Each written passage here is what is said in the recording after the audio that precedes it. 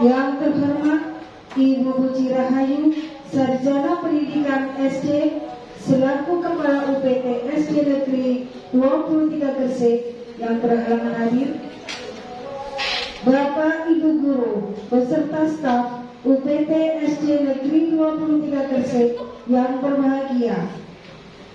Assalamualaikum warahmatullahi wabarakatuh.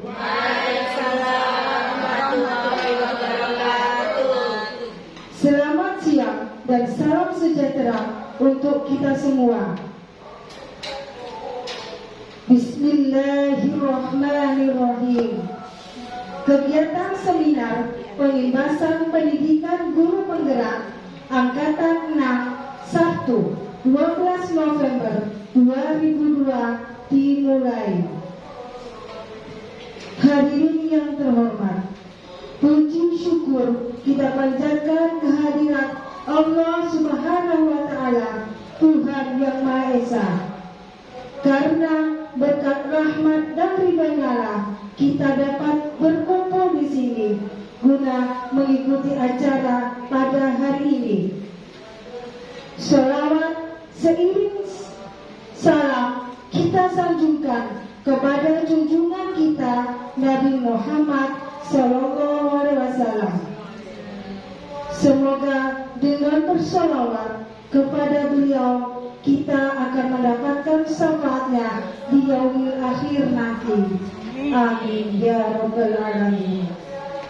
Hadirin yang kami hormati, kita awali kegiatan pada siang hari ini dengan menyanyikan lagu Indonesia Raya yang dilanjutkan dengan Mars Guru Penggerak.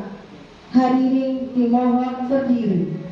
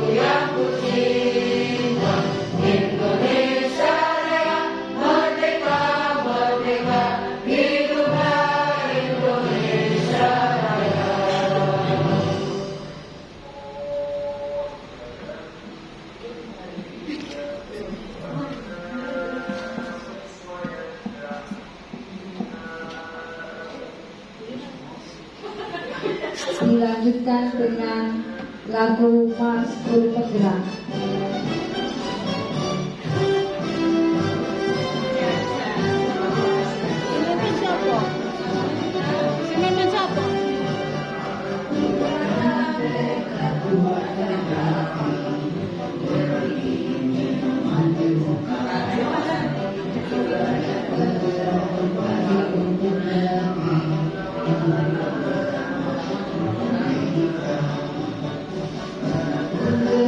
Thank you.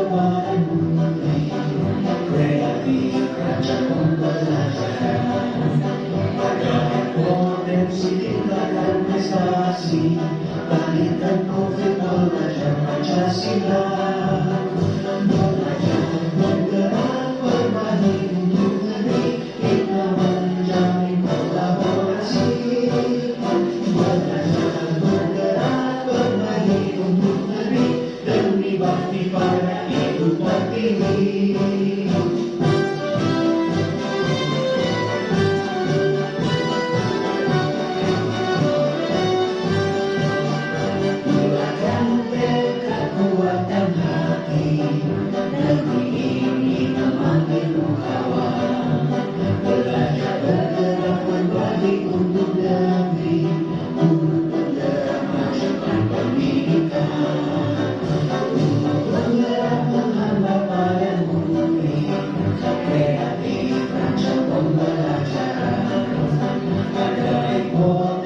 Tingkatkan prestasi, lahirkan profil belajar Pancasila.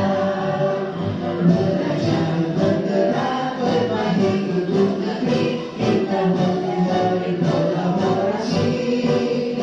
Belajar bergerak berbagi untuk negeri, demi bakti pada Ibu Pertiwi. Belajar bergerak berbagi untuk negeri, kita menjalin kolaborasi. Belajar bergerak berbagi untuk negeri, demi bakti pada Ibu Pertiwi. Demi bakti pada Ibu Pertiwi.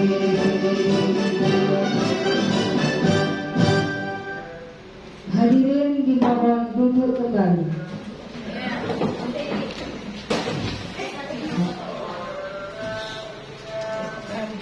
Acara selanjutnya pembacaan doa kepada Bapak Ahmad Syarifuddin.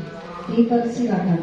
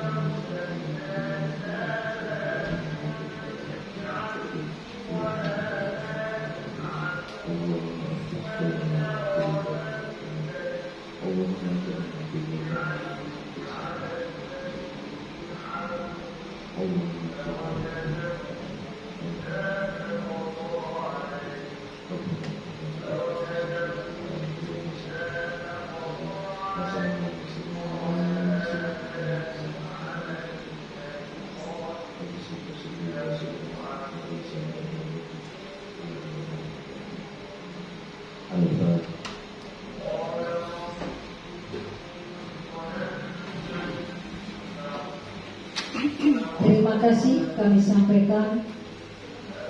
Hadirin yang terhormat, rangkaian dari rangkaian acara seminar pengimbasan pendidikan guru penggerak penerapan budaya positif guru penggerak angkatan 6 telah kita lalui secara bersama. Semoga kita dapat memanfaatkan acara pada pagi hari ini. Saya selaku pembawa acara mengucapkan terima kasih atas perhatian Bapak Ibu. Mohon maaf bila ada kesalahan. Wabillahi taufiq wal hidayah. Wassalamualaikum warahmatullahi wabarakatuh. Selanjutnya kepada Ibu Nur Ifa Handayani, Sarjana Pendidikan, dipersilakan memaparkannya.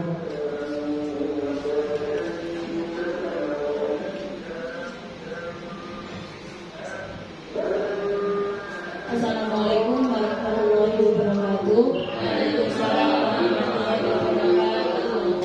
Kepada yang terhormat Ibu Kepala BPSDM 23 Kecil Puji Ramai Sarjana Pendidikan Sekolah Dasar yang terhormat Ibu Bapak Guru beserta staf BPSDM 23 Gresik.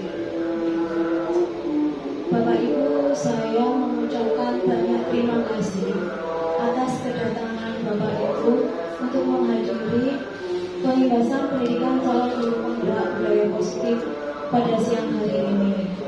Saya juga berterima kasih banyak atas dukungan selama ini mendukung saya.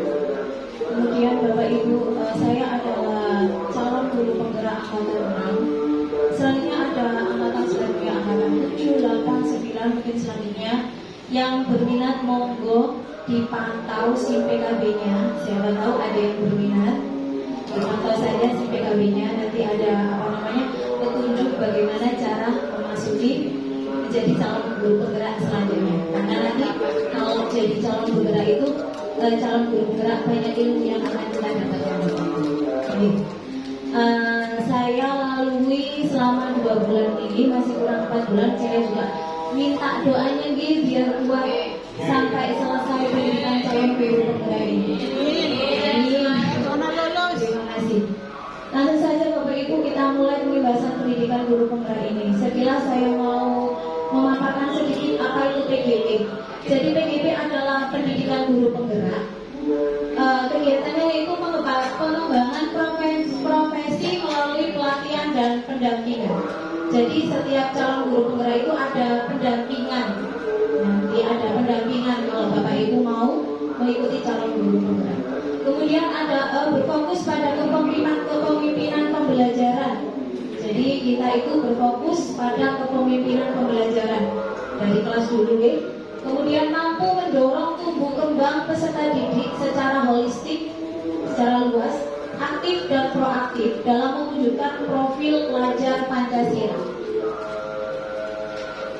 Elemen dari profil pelajar Pancasila itu ada 1, peserta didik yang beriman, bertakwa kepada Tuhan Yang Maha Esa, berakhlak mulia. Kemudian kreatif, bergotong royong, berkebinekaan tunggal, bernalar kritis dan mandiri. Apabila semua elemen yang ada di profil pelajar Pancasila ini dimiliki oleh peserta didik kita, maka kita sebagai guru sudah diacungi jempol 2 atau 4 ya. Karena profil pelajar Pancasila itu benar-benar mewujudkan anak-anak yang berbudi pekerti yang luhur. Kemudian PGP bertujuan apa? PGP itu bertujuan untuk memberikan bekal kemampuan kepemimpinan pembelajaran dan pedagogi kepada guru yang mengikutinya. Kemudian mampu menggerakkan komunitas belajar. Komunitas belajar ini di lingkungan sekolah, di lingkungan kelas, baik di dalam maupun di luar satuan pendidikan. Nah ini kemarin sudah mulai saya lakukan membentuk KKG di lingkungan kelas saya antara Pak dan dari KKG kecil-kecilan kelas 4. Next. Nah ini Pak, Bapak Ibu, dalam 2 bulan ini itu saya sudah melalui modul 1. Tetapi modul 1 itu ada poin-poin sampai 4. Jadi ada 1.1 pemikiran Ki Hajar Dewantara. Kemudian modul 1.2 nilai dan peran guru penggerak. Modul 1.3 visi guru penggerak. Kemudian yang terakhir 1.4 yaitu budaya positif. Selanjutnya saya akan memaparkan sedikit-sedikit saja sekilas tentang modul 1.1. Modul 1.1 itu tentang pemikiran KHD. KHD itu siapa? Ki Hajar Dewantara, yaitu Bapak Pendidikan kita. Karena Bapak Pendidikan ini kita bisa bersekolah secara bebas. Karena dulu kan sekolah itu masih untuk golongan tertentu, orang Belanda atau yang punya jabatan tertentu. Kalau ada KHD ini, alhamdulillah kita bisa mengenyam pendidikan dari beberapa kalangan sampai bawah yang bisa bersekolah.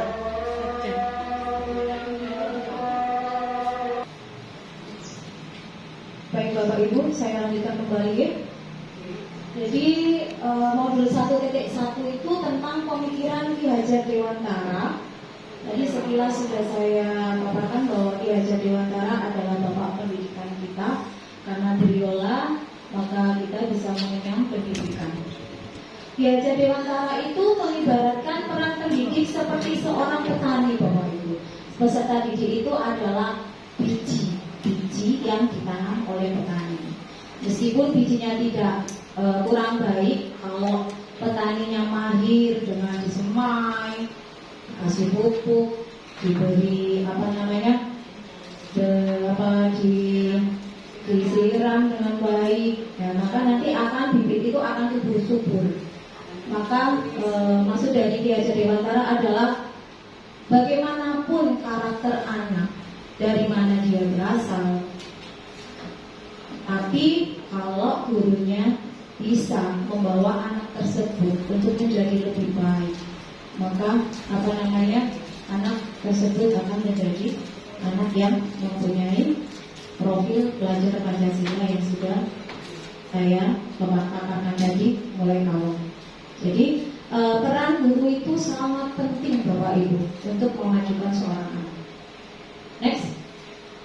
Kemudian setiap akhir modul 1.1 itu kami calon guru penggerak itu selalu harus ditugaskan membuat aksi nyata, Bapak Ibu.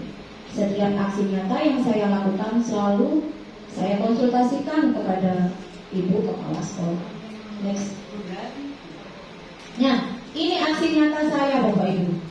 Modul 1.1 pemikiran Ki Hajar Dewantara, saya lebih menanamkan budi pekerti yang baik melalui pembiasaan. Itu seperti berbaris salam sebelum masuk kelas, kemudian menyanyikan lagu Indonesia Raya, berdoa, membaca surat pendek. Kalau membaca surat pendek, saya itu mengambil surat pendek, misalkan di urutan 1 itu surat pendek apa. Selalu saya drill 1 minggu sampai anak-anak itu hafal. Kemudian 1 minggu saya ganti dengan surat pendek yang lain. Kemudian saya menerapkan juga 3 kata ajaib. Jadi ada ada 3 kata ajaib: maaf, tolong, dan terima kasih. Alhamdulillah sudah menjadi kebiasaan kami di kelas 4C.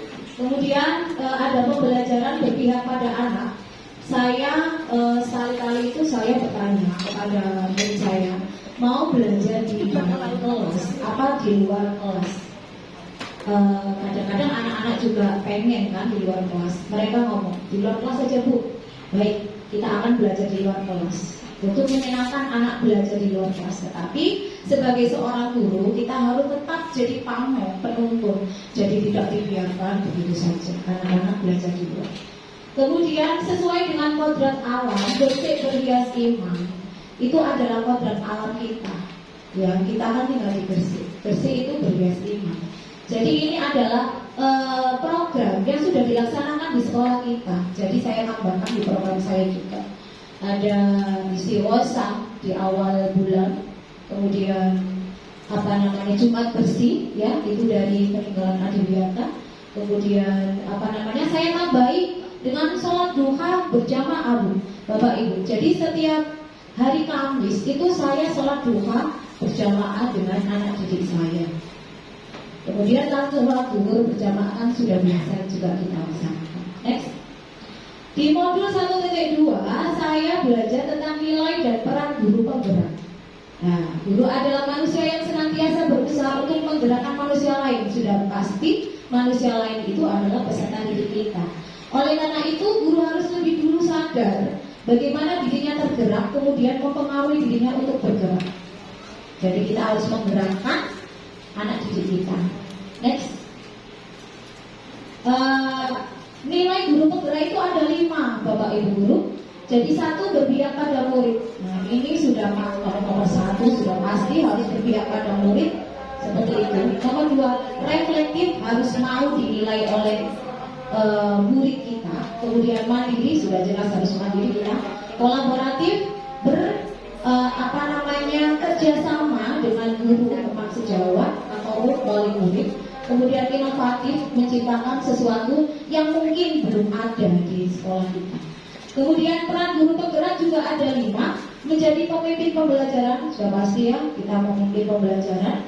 Kemudian menjadi coach bagi guru lain, misalkan nanti menjadi pemimpin kayak tadi KKG kelas 4 seperti itu. Mendorong kolaborasi, mewujudkan kepemimpinan murid, menggerakkan komunitas praktisi. Ya, seperti itu. Next. Nah, modul 1.2 juga harus membuat aksi nyata Bapak Ibu. Saya selalu mengkonsultasikan kepada kepala sekolah. Next. Ini adalah aksi nyata saya. Ini adalah keberpihakan pada murid. Saya belajar di luar kelas. Ini adalah video saya pada saat pembelajaran di luar kelas. Ini adalah video saya Bapak Ibu. Suaranya nggak dengar ya. Ini adalah saya menjelaskan kepada peserta didik saya bagaimana cara mengerjakan tugas yang harus mereka kerjakan. Seperti itu. Ya, dengar apa enggak ya? Next. Gitu. Kalau Bapak next saja. Ini adalah keberpihakan pada murid. Kemudian inovatif, saya belajar sambil bermain di kelas ini Bapak Ibu.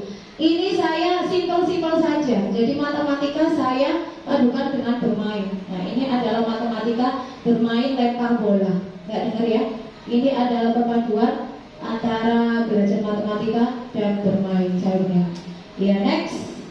Kemudian kolaboratif, belajar kelompok. Saya selalu melihat dulu pembelajaran ini apakah memang perlu untuk kelompok, apa untuk mandiri. Ini adalah kolaboratif, belajar kelompok. Kemudian mandiri, dalam setiap kelompok, dalam kelompok itu anak-anak saya inginkan mereka mandiri. Jadi tidak ketuanya saja yang berpendapat, tetapi semua anak boleh berpendapat.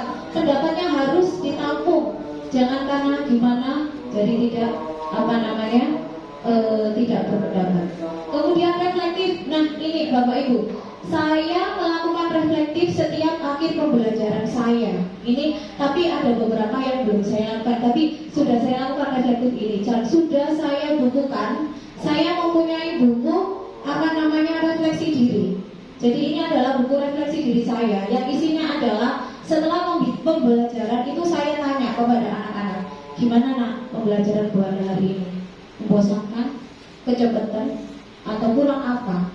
Saya catat di sini, kemudian nanti pembelajaran selanjutnya akan saya kalau kurang saya tambahin, kalau ya sudah seperti itu. Saya selalu reflektif pada baca. Next. Kemudian ada modul 1.1 itu tentang visi guru penggerak. Nah, Bapak Ibu, kami sebagai calon guru penggerak ditugaskan untuk membuat visi guru penggerak sendiri. Dan ini adalah visi saya, mewujudkan peserta didik religius, berbudi pekerti luhur, peduli lingkungan dan tangguh. Ini adalah visi saya. Ini diambil dari tentu saja melihat profil pelajar Pancasila. Jadi ini hasil dari visi saya yang telah melihat profil pelajar Pancasila. Next. Nah, ya di akhir modul selalu aksi nyata. Saya selalu berkonsultasi kepada kepala sekolah. Next. Nah, ini aksi nyata saya, Bapak Ibu. Visi religius dengan apa? Dengan sholat duha setiap hari Kamis. Kemudian visi berbudi pekerti luhur saya penerapan 6S. Salam, sapa, senyum, sopan, santun. Ya. Kemudian ada visi peduli lingkungan. Ini saya kemarin berkonsultasi kepada tim Adiwiyata Sekolah, Bapak Harsiono, Ibu Frenius ini dan Ibu Evita Mawati yang sedang cuti, makanya tentunya hanya 2 saja. Ini saya berkonsultasi kepada tim Adiwiyata, minatnya bikin program apa ya, seperti itu. Kemudian ini terwujud dalam visi peduli lingkungan. Saya membentuk agen lingkungan Bapak Ibu. Kalau nanti Bapak Ibu lihat ada 4C pakai ini, itu berarti dia agen lingkungan Bapak Ibu. Ini agen lingkungan. Jadi ada kartunya di sini. Setiap hari dia memakai ini. Tugasnya apa? Tugasnya selain piket, juga dari lingkungan kelas itu dia melihat, mengobservasi. Adakah yang bermain botolnya dipakai bola gitu. Nanti dihampiri, kemudian dia bilang, saya hari ini agen lingkungan. Mohon botol botol minumannya diletakkan di sampah. Kemudian itu ada gambar jemput sampah. Kemudian kebetulan di depan kelas saya itu ada pohon yang melandai. Nah, itu kan sering buat bermain anak-anak. Nah, itu juga ada fotonya. Jadi itu tugas agen lingkungan. Kemudian visi tangguh itu adalah berpikir kritis dalam kelompok. Jadi semua anak itu boleh berpendapat, tidak boleh ada yang dominan dalam kelompok tersebut. Next, lanjut. Ini adalah modul 1.4 budaya positif. Nah, di dalam budaya positif itu ada teori kontrol ibu, bapak ibu. Ini adalah ilusi guru. Ini mungkin kesalahan yang selalu kita buat. Nah, nomor 1, ilusi guru itu mengontrol murid. Padahal anak itu kalau tidak mau ya nggak mau dikontrol. Nah, hanya ilusi mengontrol murid. Nah, itu sebenarnya anak-anak kalau dipaksa nggak akan mau kan. Kemudian yang kedua, ilusi bahwa semua penguatan positif itu efektif dan bermanfaat. Padahal kalau mengontrol kayak kita memberikan rujukan dengan hadiah, maka nanti kalau hadiahnya sudah nggak dikasih, maka anak itu cenderung kembali lagi ke sifat yang tidak diinginkan lagi seperti itu. Kemudian ilusi bahwa kritik dan membuat orang merasa bersalah dapat menguatkan karakter. Nah, ini juga ilusi, salah juga. Jadi anak peserta didik kita itu, kamu kok gitu sih? Jadi mereka itu merasa bersalah, tetapi dengan merasa bersalah mereka itu jadi merasa lebih buruk lagi. Malah, aduh aku kok bikin lebih buruk ya? Kayak aku salah terus. Nah, kayaknya. Terus nomor 4 adalah ilusi bahwa orang dewasa memiliki hak untuk memaksa. Karena kita kan sudah dewasa, merasa sudah jadi guru, merasa sudah benar, muridnya sembarang. Terus kok gini. Nah, itu hanya ilusi. Ternyata itu hanya mewujudkan permusuhan saja pada jangka panjang selanjutnya. Next. Nah, bagaimana seorang bisa berubah dari paradigma stimulus respon kepada pendekatan teknik kontrol? Stephen R. Covey, Principle Central Leadership tahun 1991 mengatakan bahwa bila kita ingin membuat kemajuan perlahan, Bapak Ibu, sedikit-sedikit ubahlah sikap atau perilaku Anda. Namun, bila kita ingin memperbaiki cara-cara utama kita, maka kita perlu mengubah kerangka acuan kita. Ubahlah bagaimana Anda melihat dunia, bagaimana Anda berpikir tentang manusia. Jadi manusia itu karakternya itu dipelajari dulu. Kemudian ubahlah paradigma Anda, skema pemahaman dan penjelasan aspek-aspek tertentu tentang realitas yang ada. Jadi bukan terbang pilih atau seenaknya kita sendiri. Next. Makna disiplin dalam rangka menciptakan lingkungan positif. Salah satu strategi yang perlu kita tinjau kembali adalah penerapan disiplin di sekolah kita. Apakah telah efektif? Kemudian apa sesungguhnya arti dari disiplin itu? Apa kaitannya dengan nilai-nilai kebajikan yang ada? Next. Dalam budaya kita, makna kata disiplin dimaknai menjadi sesuatu yang dilakukan seseorang pada orang lain untuk mendapatkan kepatuhan, ya kan? Kemudian kita cenderung menghubungkan kata disiplin dengan ketidaknyamanan. Misalkan harus jam 6 masuk pada, aku belum ini, kok jam 6 masuk ke disiplinan, merasa tidak nyaman seperti itu. Next. Bapak Ki Hajar Dewantara menyatakan bahwa untuk menciptakan siswa yang merdeka, maka syarat utamanya harus mempunyai disiplin yang kuat, yaitu disiplin diri yang berasal dari motivasi internal. Nah, ini Bapak Ibu yang paling penting. Motivasi dari dalam ini harus ditumbuhkan sebelum nanti melaksanakan disiplin. Sama saja dari internal tidak ada, kita paksa podo wae meneh yo ngelakoni kesalahan maneh seperti itu. Jika tidak mempunyai motivasi internal, maka diperlukan motivasi eksternal. Kita sebagai guru memberikan motivasi eksternal. Nah, ini loh, kakak-kakaknya harus seperti ini, seperti itu. Next. Tujuannya apa sih disiplin positif itu? Untuk menanamkan motivasi kepada semua siswa kita agar mereka menjadi orang yang mereka inginkan. Kemudian menghargai diri sendiri dengan nilai yang mereka percaya. Motivasi ini berasal dari diri siswa internal. Jadi kita sebagai guru harus memotivasi dari eksternal itu, sehingga akan berdampak jangka panjang dan tidak akan terpengaruh dengan adanya hukuman dan hadiah. Jadi kalau sudah anak-anak itu tahu internalnya, disiplin internalnya sudah menyatu dalam dirinya, gak wedi ya hukuman, gak wedi Bapak Ibu. Jadi gak takut ada hukuman atau apa. Aku merasa benar, sudah benar disiplin seperti itu. Keyakinan kelas, apa sih keyakinan kelas itu? Keyakinan kelas adalah kesepakatan kelas Bapak Ibu. Keyakinan merupakan nilai-nilai kebajikan atau prinsip yang disepakati secara universal bersama. Orang akan lebih semangat atau bergerak untuk melaksanakan keyakinannya daripada hanya mengikuti aturan. Jadi keyakinan kelas ini adalah tidak dibuat oleh satu orang. Jadi semuanya itu diajak urun rembuk. Ya Allah, ini enaknya bagaimana dan kelas kita itu aman. Kita melakukan keyakinan kelas. Nah, ini adalah keyakinan kelas saya. Ada 11 Bapak Ibu keyakinan kelas saya. Ini adalah saya buat, bukan saya sendiri yang buat. Jadi anak-anak itu saya berikan kertas sampai pengen opong keyakinan kelas, kesepakatan kelas Bapak Ibu. Jadi nanti kalau dia sudah melanggar, misalkan harus saling menyalahi. Kemarin kamu kan sudah menyepakati kesepakatan kelas. Nah, seperti itu. Kok dilanggar? Nah, berarti itu kan melanggar kesepakatannya sendiri. Seperti itu. Ada dengarkanlah Bu Guru saat keterangan ini dari siswa saya sendiri Bapak Ibu, bukan dari saya. Kemudian buanglah sampah pada tempatnya, berkatalah dengan sopan santun, harus saling menyayangi, duduklah dengan tertib saat pelajaran, tunggulah Bu Guru selesai berbicara, setelah itu boleh bertanya, letakkan kaki di bawah meja atau kursi. Ini karena nomor 7, kenapa kok anak-anak ini, karena melihat temannya kebanyakan kakinya kadang-kadang itu ditaruh di atas kursi, makanya mereka ingin ada seperti itu keyakinan kelasnya. Kemudian akuilah apabila melakukan kesalahan. Biasanya itu gunting temannya, kamu yang salah, makanya dia memberikan seperti nomor 8. Izin ke Bu Guru saat keluar atau masuk kelas, diamlah saat tidak ada Ibu Guru di kelas, kemudian jagalah kebersihan dinding atau meja. Maaf ya, ketikanya kurang. Kemudian dalam penerapan keyakinan kelas, jika terjadi pelanggaran, tentu akan ada sanksi atau hukuman.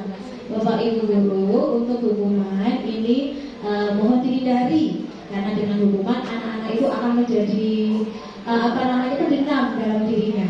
Jadi sebisa mungkin dihindari atau restitusi. Bapak Ibu, apakah ada yang pernah dengar restitusi itu apa? Ada yang pernah dengar nggak restitusi apa? Antuk tadi Bapak Ibu. Restitusi itu adalah perbaikan setelah kita melakukan kesalahan Bapak Ibu. Jadi diharapkan Bapak Ibu apabila di dalam kelasnya ada kasus, itu tidak langsung kamu nggak bawa buku keluar dari kelas, bukan seperti itu. Tapi kita harus melaksanakan restitusi, perbaikan, dan nanti ada cara-caranya Bapak Ibu. Menurut dosen, restitusi merupakan proses menciptakan posisi bagi siswa untuk memperbaiki kesalahan mereka, sehingga mereka bisa kembali pada kelompoknya dengan karakter yang lebih kuat. Restitusi dapat membantu siswa menjadi lebih mempunyai tujuan, disiplin positif, dan memulihkan dirinya ketika berbuat kesalahan. Restitusi menguntungkan korban dan si pembuat salah, win-win solution. Jadi kalau restitusi itu bukan menguntungkan guru, bukan menguntungkan murid, bukan menguntungkan wali murid, atau bukan menguntungkan kepala sekolah, tetapi semuanya diuntungkan. Jadi sikapnya lebih baik dari sebelumnya. Next. Nah, ini Bapak Ibu, ada segitiga restitusi. Next. Nah, segitiga restitusi. Oke, ada 1, menstabilkan identitas, validasi tindakan yang salah, menanyakan keyakinan. Misal contoh ya, kalau ada anak misalkan tidak membawa buku, misalkan seperti itu, kemudian tidak serta-merta anak itu, kamu nggak bawa buku, pulang sekarang. Itu namanya hukuman Bapak Ibu. Tapi kalau kita menjalankan segitiga restitusi, 1, menstabilkan identitas. Bagaimana cara menstabilkan identitas? Dengan memanggilnya secara baik-baik berdua. Nak, kenapa sih kamu nggak bawa buku? Kenapa sih? Validasi tindakan yang salah. Oh, ini Bu, alasannya saya itu Bu kemangka di malam itu mantuk, nggak mau buku Bu, jadi bukunya itu gak bawa. Kemudian menanyakan keyakinan, bukannya kalian sudah menyepakati kalau tidak membawa buku itu bagaimana? Itu namanya segitiga restitusi. Next. Nah, Bapak Ibu, ini penting sekali bagi kita seorang guru. Ada posisi kontrol guru menurut Pierre Bourdieu. Ada penghukum. Nah, ini dihindari Bapak Ibu ya. Kalau bisa mulai sekarang dihindari. Penghukum, seorang penghukum dapat menggunakan hukuman fisik dan verbal. Ada kan kalau rame,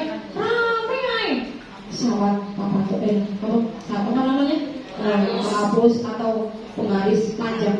Nah, itu namanya hukuman. Kemudian ini kalau hukuman itu lebih bahasanya lebih keras. Loh, ini mau di sini. Nah, patuhi aturan saya atau awas yo. Nah, itu sudah menghukum. Kamu itu selalu saja salah, Pak. Itu misalkan seperti itu. Next. Nah, nomor 2 yaitu membuat orang merasa bersalah. Pada posisi ini biasanya guru akan bersuara lebih lembut, merasa tidak bersalah sebagai seorang guru, menggunakan keheningan yang membuat siswa menjadi tidak nyaman atau rendah hati. Contoh-contohnya itu seperti ini. Pak, sampai nggak kasihan sama Bu Anda? Kok nggak dengarkan Bu Anda pada saat menjelaskan? Nah, seperti itu. Jadi kayak merasa bersalah. Padahal ini juga harusnya dihindari Bapak Ibu agar anak itu tidak down seperti itu. Ya, seperti itu. Next.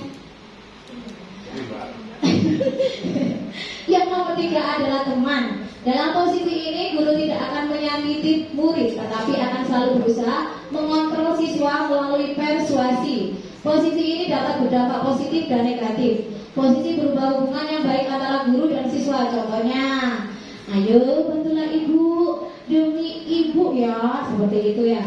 Ayo ingat tidak semua bantuan ibu selama ini. Hal negatif dari posisi teman adalah bila guru itu sudah tidak membantu murid itu lagi, murid akan merasa seperti ini.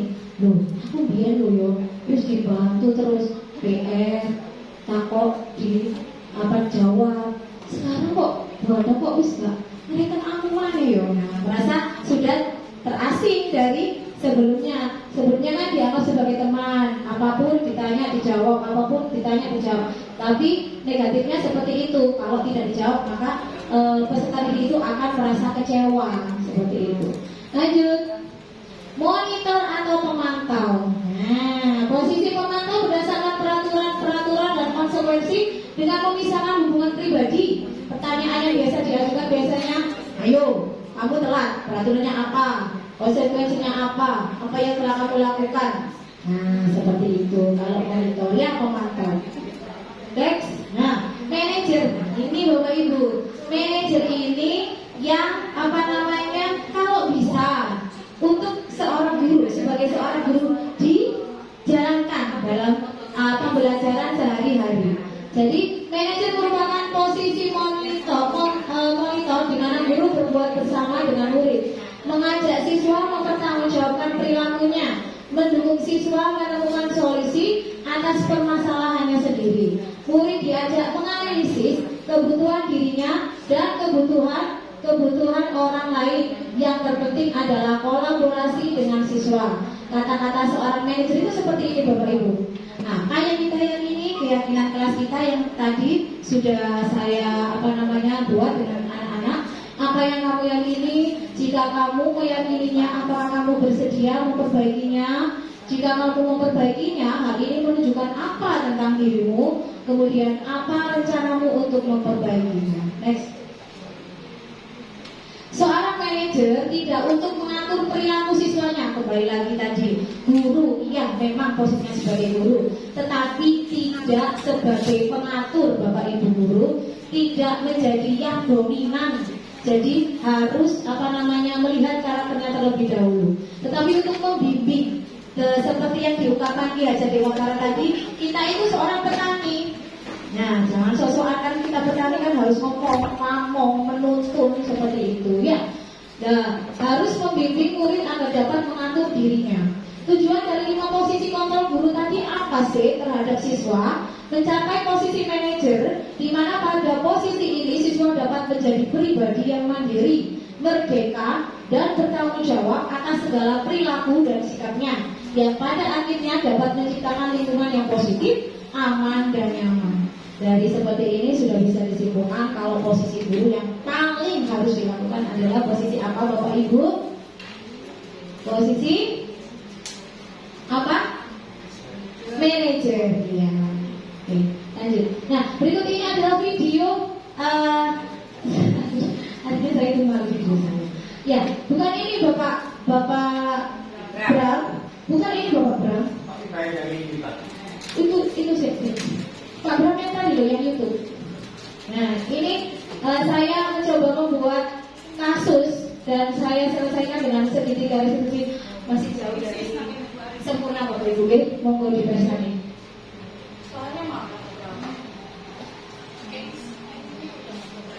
Nah, ini perlu lagi. Karena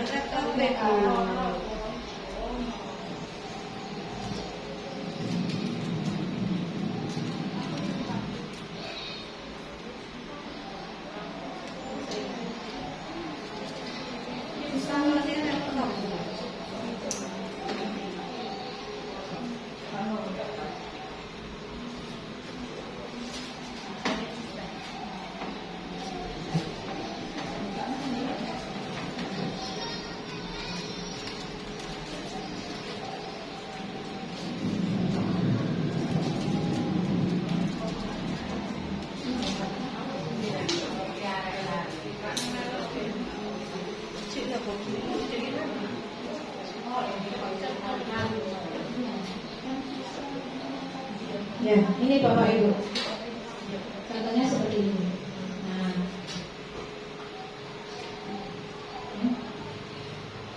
Nah, ini proses segitiga restitusinya Bapak Ibu. Saya nggak dengar ya suaranya. Iya.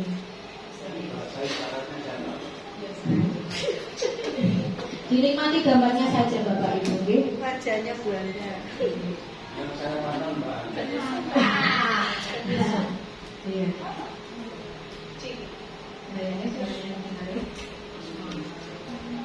Ini adalah proses restitusi Bapak Ibu.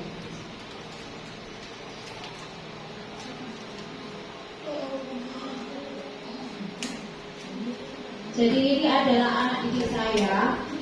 Afiko itu habis makan jajan. Jadi sisa jajannya itu dimasukkan ke loker. Kasusnya seperti itu. Kemudian dilihat oleh Hafizah sama Jasmine. Kemudian Jasmine menegurnya, apa yang kamu lakukan? Apakah kamu ingat keyakinan kelas kita? Seperti itu. Ingat, tapi aku malas jalan. Gitu. Loh, kok gitu sih? Wes, ayo ketemu Bu Anda aja. Nah, itu proses segitiga restitusinya dimulai dari ketemu saya. Menstabilkan identitas berarti bertemu dengan saya.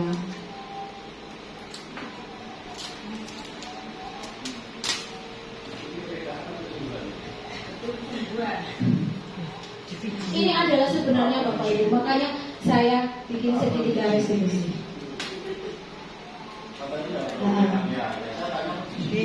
Di video. Bapak Ibu, ini adalah saya tanya dulu siapa yang tahu dan saksinya siapa. Kemudian Hafizah bilang saya tahu Bu, saksinya adalah Jasmine. Kemudian Afiko bilang iya Bu, memang saya melakukan hal itu. Kemudian saya tanya apa pendapatmu tentang apa yang kamu lakukan itu? Katanya saya melanggar keyakinan yang sudah kita buat, keyakinan kelas kita yang sudah kita buat. Kemudian kenapa kamu melakukan itu? Katanya saya males jalan untuk membuang sampah, katanya seperti itu. Kemudian ya males jalan katanya. Kemudian apa yang bisa kamu lakukan untuk merubah kesalahan nih? Saya akan melakukan segitiga keyakinan kelas dengan sungguh-sungguh, katanya seperti itu. Ya, ini Bapak Ibu kayak jadi mana? Itu tadi. Next yang tadi kampanye. Kayak pulpun. Ya, yang tanpa lagi Bapak Bro. Bukan ini. Nah, ini juga video contoh implementasi segitiga restitusi, tetapi ini tidak ada kasusnya. Jadi langsung penerapan bagaimana proses segitiga restitusi. Ini adalah Jasmine, dia itu terlambat. Langsung saya proses segitiga restitusi. Next. Kemudian selanjutnya ada satu lagi, itu Jasmine juga tidak memakai atribut pada saat upacara. Next Pak. Salam guru penggerak tadi. Abram mohon salam guru penggeraknya. Bukan terima kasih.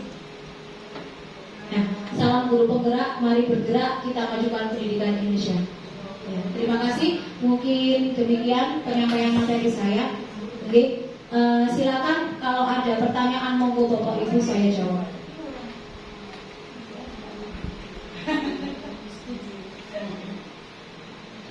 Monggo silakan. Mungkin ada yang ditanyakan, monggo silakan nanti saya jawab. Oke, monggo. Antara guru pemantau dan manajer itu berarti harus ada 3 petugas. Begini Bapak Nasiono, terima kasih atas pertanyaannya. Untuk pemantau, nanti kalau ada guru BP, itu ada guru BP, kemudian guru BP tersebut akan mengadukan kesalahan murid kita kepada kita, kemudian kita proses sebagai dengan cara segitiga resolusi. Kemudian kalau manajer itu kita sendiri yang melakukan, jadi kita sendiri yang menstabilkan identitas seperti itu. Apalagi mungkin ada pertanyaan atau tanggapan Bapak Ibu, monggo Bu Ari silakan. Tidak ada. Tidak ada. Monggo Bapak Ibu ada pertanyaan. Bu Rotul, monggo Bu Rotul. Iya. Bu Dari mungkin ditanggapi. Mau dulu saya mau disambil. Monggo Bu Dari. Sudah bagus. Berlanjut. Semoga sukses. Amin, amin.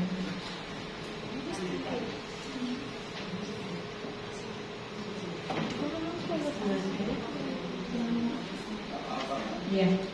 Kalau kenapa? Iya, kurang 15. Makanya ayo bertanya betul.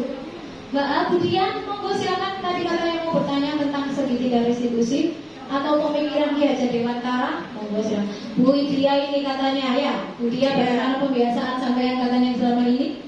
Ya, gimana? Pembiasaannya bagaimana?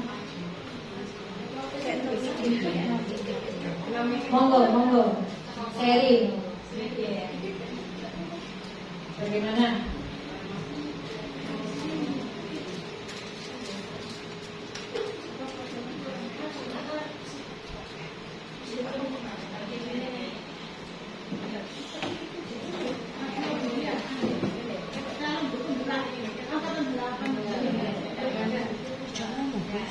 Tanggapi dong, boleh.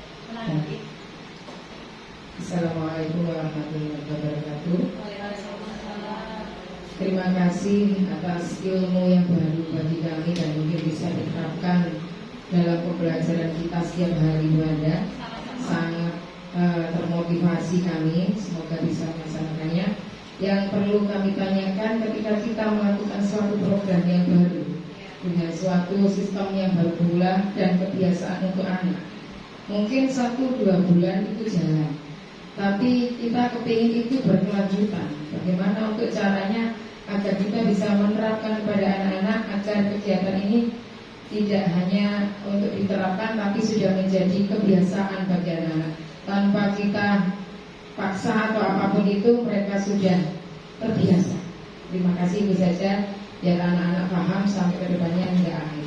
Terima kasih. Assalamualaikum warahmatullahi wabarakatuh. Terima kasih Bu Dia atas pertanyaannya, sangat baik. Ya, benar sekali. Jadi guru penggerak itu memang kemarin kami itu memang ada pembelajaran seperti itu. Jadi tidak boleh stuck sampai di sini saja, harus berkelanjutan. Memang seperti itu.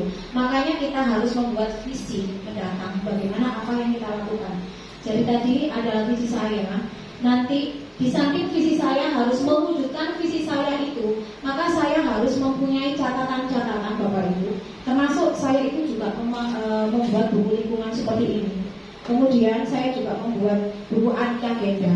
Jadi ini buku agenda saya. Agenda saya ini apa yang sudah saya lakukan. Nanti kelanjutnya ada lagi. Selanjutnya kalau habis ini juga saya bikin lagi seperti itu. Wow. Jadi ini juga termasuk berkelanjutan. Jadi saya bukukan semua yang saya lakukan seperti itu. Jadi nanti dari visi saya itu nanti berkelanjutan, bukan hanya waktu sekarang saja. Kemudian untuk pembiasaan tanpa memaksa anak untuk melakukan hal tersebut itu kemarin saya ada contohnya, alhamdulillah sudah terlaksana di kelas saya. Itu adalah yang tadi 3 kata ajaib. Tolong, maaf, terima kasih.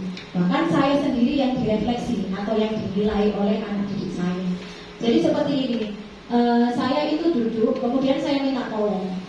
Nak, minta tolong, agen lingkungan, silakan tugasnya seperti apa. Dia menghapus papan tulis yang kotor. Kemudian setelah itu dia meletakkan di samping saya. Mungkin dia sengaja meletakkan penghapusnya di samping saya. Saya diam aja. Terus dia bilang nih, Bu Anda maaf. Kenapa? Maaf, ada maafnya sudah dia. Bu Anda maaf seperti itu. Kenapa nak? Bu Anda lupa ya? Lupa apa? Enggak lupa. Bu Anda lupa. Lupa apa? Aku kan sudah nolongin Bu Anda. Itu menghapus papan tulis. Kata terima kasih mana Bu Anda? Bu Anda nggak ingat ya kita punya 3 kata aja seperti itu. Jadi alhamdulillah penerapan kebiasaan itu di kelas saya itu dari hal kecil saja saya lakukan. Alhamdulillah 3 kata ajaib itu sudah mungkin sudah dalam tertanam di diri anak didik saya seperti itu.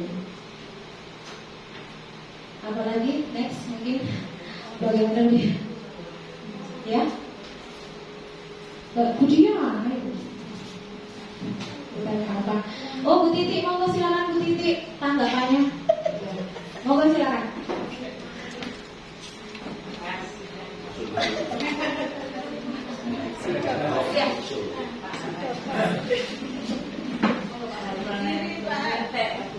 Tasnya ditaruh kok.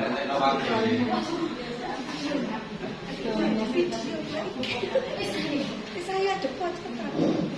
Ya, terima kasih pada Mbak Anda. Di sini ada kesempatan waktu ya untuk menyampaikan yang ada hubungannya dengan yaitu penerapan guru penggerak.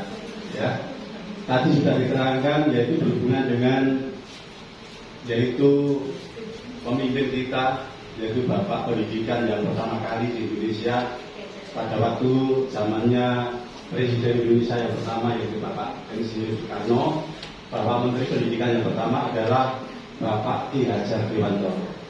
Yang perlu saya garis bawahi di sini, yang perlu kita contoh adalah ajarannya, yaitu Ingaso Sunturodo Imadyo Mangunkarso Tutpuri Handayani. Jadi kalau itu diterapkan betul, saya kira ada hubungannya dengan guru penggerak itu. Lah, kita sebelum menggerakkan seharusnya harus meneladani tentang ajaran yang disampaikan oleh Ki Hajar Dewantoro tadi. Ingarso Sutrodo di depan, ya. Ingarso di depan. Di depan kita sebagai guru harus memberikan contoh yang baik, apalagi sebagai guru penggerak tentang tingkah laku kita, perbuatan kita, apa yang kita contohkan kepada murid adalah kita dahulukan dulu sebelum kita melakukan yaitu perjalanan sebagai guru penggerak. Yang kedua adalah Imadyo Mangunkarso di tengah ya. Kalau kita menjadi pemimpin di tengah Imadyo Mangunkarso, kita harus memberikan suatu inspirasi kepada anak didik kita dan kepada pimpinan kita. Tutpuri Handayani, di belakang kita selalu mengikuti petunjuk-petunjuk atau mendukung kepada yang kita dukung, tidak memberikan suatu masalah yang ada di belakang. Jadi saya hanya menambahkan sebagai guru penggerak, saya ya kurang berilmu, tetapi saya sudah tua di sini, paling tua, tetapi setidaknya memberikan dukungan lah. Artinya bagaimana sih guru penggerak itu? Ya sebelum menggerakkan kita harus menggerakkan diri kita sendiri. Setiap hari berpakaian rapi, berwajah ceria, berinovatif. Ya itulah yang harus kita rancang terlebih dahulu sebagai guru penggerak. Jadi tadi diterangkan kepada Ibu Handa sebagai guru penggerak, kita tidak boleh menyelesaikan masalah dengan hal yang berhubungan dengan sanksi ya, sanksi tegas. Tetapi saya ingat dulu, pada zaman dulu itu tegas tetapi menjadikan anak menjadi baik ya. Tetapi yang menjadikan pertanyaan sekarang, kalau kita tidak tegas, tidak ada sanksi, baik di sekolahan, di jalan, juga tidak melaku sebenarnya. Nah, ini harus betul-betul guru bagaimana menyadarkan murid itu tidak ditegasi tetapi sadarkan itu. Caranya bagaimana, yaitu tadi diterangkan oleh Mbak Angga tadi. Apa tadi Pak? Segitiga restitusi. Ya, tiga restitusi ya. Mudah-mudahan apa yang disampaikan Mbak Angga bisa bermanfaat. Amin. Terima kasih Mbak Angga. Saya selalu mendukungnya. Ya, terima kasih. Terima kasih Pak Har, terima kasih atas dukungannya. Ya, betul sekali. Filosofi dari Kiai Haji Dewantara itu adalah sebagai seorang guru kita patut mencontohnya. Tadi di depan menjadi contoh, di tengah menjadi pendamping, di belakang menjadi pendorong yang baik. Kemudian kalau hukuman itu tadi ya memang sebisa mungkin Bapak Har itu hukuman itu dihindari. Makanya itu ada segitiga restitusi itu menyadarkan anak-anak. Jadi ada 3 tahapan itu. Nanti jangan kalau ngomong itu enak banget. Ya, itu bagian penyadarannya anak ada. Makanya sebelumnya kita harus membuat keyakinan kelas dulu, kesepakatan kelas dengan anak didik kita dulu. Kemudian nanti sadarkan mereka bahwa itu adalah yang saya buat. Maka nanti mereka akan mengurangi kesalahan yang mereka lakukan. Untuk yang kesalahan yang berat mungkin kan bukan karena kita lagi ya. Misalkan nanti yang di SMP atau SMA kan kenakalannya sudah berbeda dengan ada yang di SD ya, akan gitu. Seperti itu. Terima kasih Pak Har atas dukungannya dan semangatnya untuk saya. Apakah ada Bapak Ibu guru yang ingin bertanya atau memberikan tanggapan lagi? Monggo silakan. Oh, Bu Rotul, monggo Bu Rotul. Silakan Bu Rotul. Tanggapan nggih?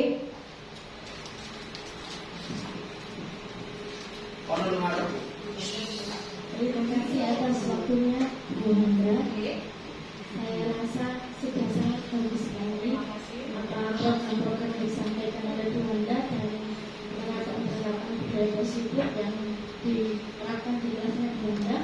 Saya sebagai teman sejawat, insya Allah ingin meniru dan sangat berterima sekali kepada saya.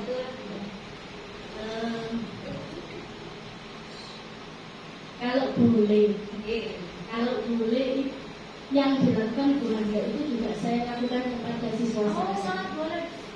Terima kasih. Sudah. Terima kasih. Ya. Terima kasih Bu Rotul. Nah, justru ini yang saya cari. Kemarin kan kita dapat kunjungan dari PP ya. Jadi calon guru pengarah kemarin itu dapat kunjungan dari PP. Saya sempat ditanya seperti ini, Bu Anda, saya tanya gitu, apakah sudah ada salah satu dari guru di lingkungan sampai yang sudah melaksanakan apa yang sudah saya jangan laksanakan. Terus saya jawab seperti ini, Bu, alhamdulillah ada.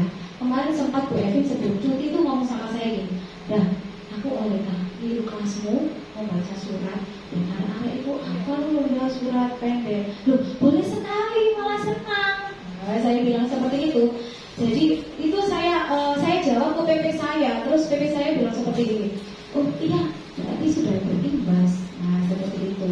Nah apalagi Bu Rotul bilang seperti itu, saya sangat bahagia, senang sekali kalau memang Bu Rotul ingin melakukan seperti apa yang saya lakukan. Berarti pengimbasan guru penggerak ini berhasil ya, alhamdulillah, meskipun 1-2 guru saja yang melakukan seperti itu. Terima kasih Bu Rotul atas bantuannya dan dukungannya.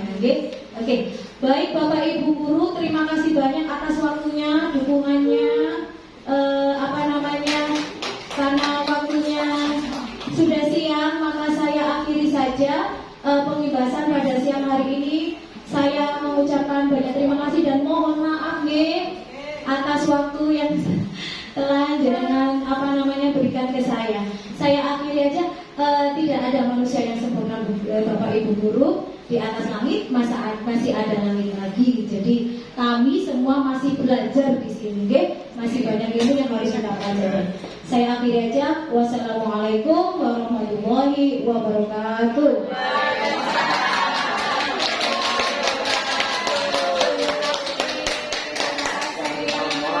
Terima kasih Bapak.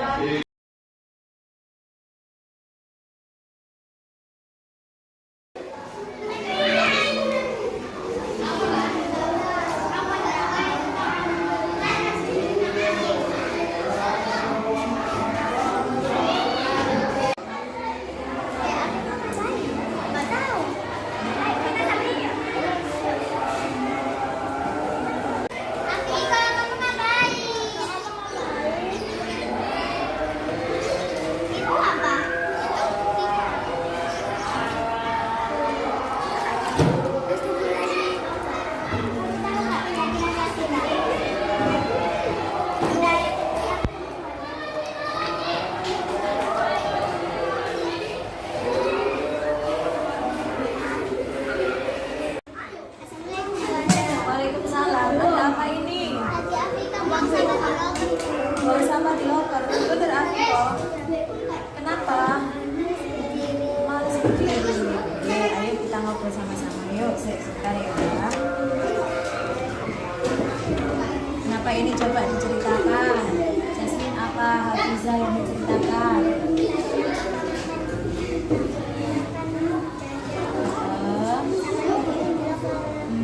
Kamu tahu sendiri. Iya, Jasmine. Sekarang aku coba jelaskan kenapa kamu kok membuang sampah di loker. Kenapa? Males berdiri. Padahal kita sudah punya keyakinan kelas ya. Coba, apakah kamu ingat keyakinan kelas kita apa?